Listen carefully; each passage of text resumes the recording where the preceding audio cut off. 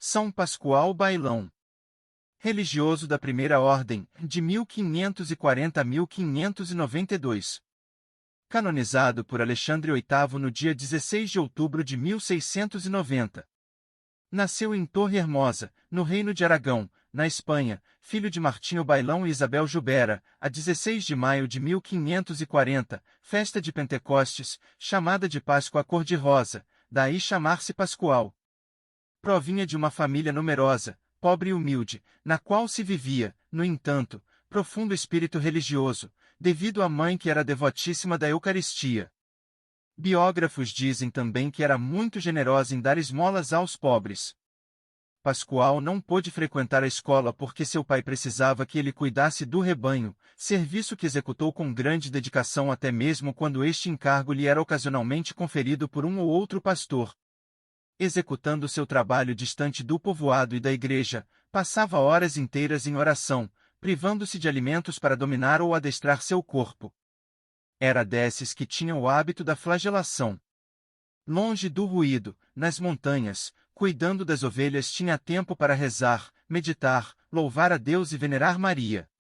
De trato amável nos relacionamentos, com sua doçura e serenidade, conquistou a amizade de muitos pastores que encontrava nas alturas dos montes e nos vales da Andaluzia e entre os quais começou seu primeiro apostolado com simplicidade e ardor sincero. Procurava pastagens das quais pudesse ver uma igreja em que se conservava a Eucaristia para adorá-la enquanto seus rebanhos pastavam, como confidenciou ao companheiro de trabalho que haveria de dar este testemunho 18 anos depois de sua santa morte. Quando completou 18 anos, em Montfort del Cid, veio a conhecer os franciscanos do convento de Santa Maria de Loreto. Pensava em poder realizar seu sonho de se tornar religioso. Como isso ainda não lhe era possível, aceitou de realizar o trabalho de pastor junto a um rico proprietário de ovelhas, Martino Garcia, que lhe dava permissão de frequentar o santuário mariano e residir junto ao convento franciscano. Enquanto pastoreava não muito distante do convento, caía em êxtase ao som do sino que anunciava a elevação no momento da consagração. Por fim, a 2 de fevereiro de 1564, já com fama de santidade, pode vestir o hábito franciscano e, no ano seguinte, fazer sua profissão religiosa no convento dos frades alcantarinos de Orito, onde permaneceu até 1573, dedicando-se a tarefas muito humildes, de modo particular ao mister de porteiro. Muito estimado pela vida de austeridade que levava e favorecido por dons do Espírito Santo, entre os quais do dom da sabedoria infusa, o iletrado Pascoal, que tinha aprendido a ler enquanto pastoreava o rebanho e depois conseguiu apenas escrever alguma coisa, era procurado por pessoas eruditas que vinham se aconselhar com ele. De 1573 até 1589, sua vida transcorreu em diferentes conventos da província de Alicante, passando depois para a província de Castelão, no convento de Vila Real. A obediência o obrigou a fazer uma longa e perigosa viagem até Paris. O ministro provincial da Espanha, em 1576, necessitava comunicar-se com urgência com o ministro-geral da Ordem Cristóvão de Chefontaines. O dito ministro sabia bem que era difícil uma viagem no tempo das perseguições calvinistas. Na verdade, Pascoal foi muito hostilizado e insultado. Em Orleans quase veio a morrer depois de uma discussão a respeito da Eucaristia. Esta não foi a única investida contra o frade menor antes que ele chegasse ao seu destino e entregasse a correspondência que levava para o ministro-geral. Voltando desta viagem, escreveu um livro com sentenças, pensamentos, um pequeno tratado ou compêndio sobre a Eucaristia.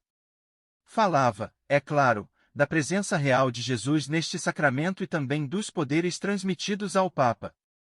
Mereceu ele receber o cognome de teólogo da Eucaristia, não somente por ter resolvido as questões dos adversários na França, mas também pela coletânea de escritos que deixou a respeito do sacramento da Eucaristia, que foi sempre o centro de sua intensa vida espiritual e a marca mais evidente de sua vida.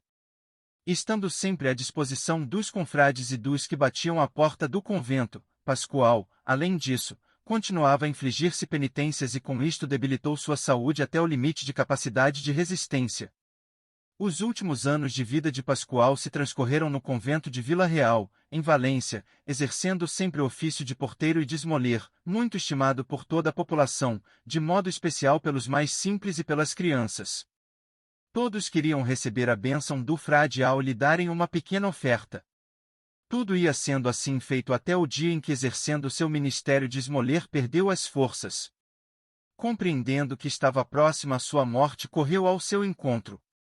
De fato, veio a falecer no convento do Rosário, a 17 de maio de 1592, solenidade de Pentecostes, com a idade de 53 anos.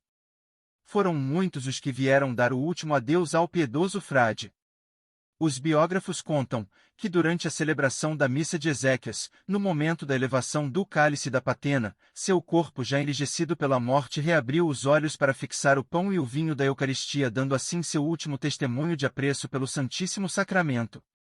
Sua santidade foi confirmada por muitos milagres que espalharam sua fama por todo o mundo católico.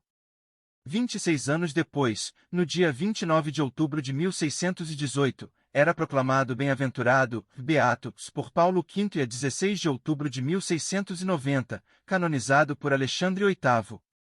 O Papa Leão XIII, no dia 26 de novembro de 1897, proclamou o patrono das devoções eucarísticas, e pouco depois, também dos congressos eucarísticos internacionais.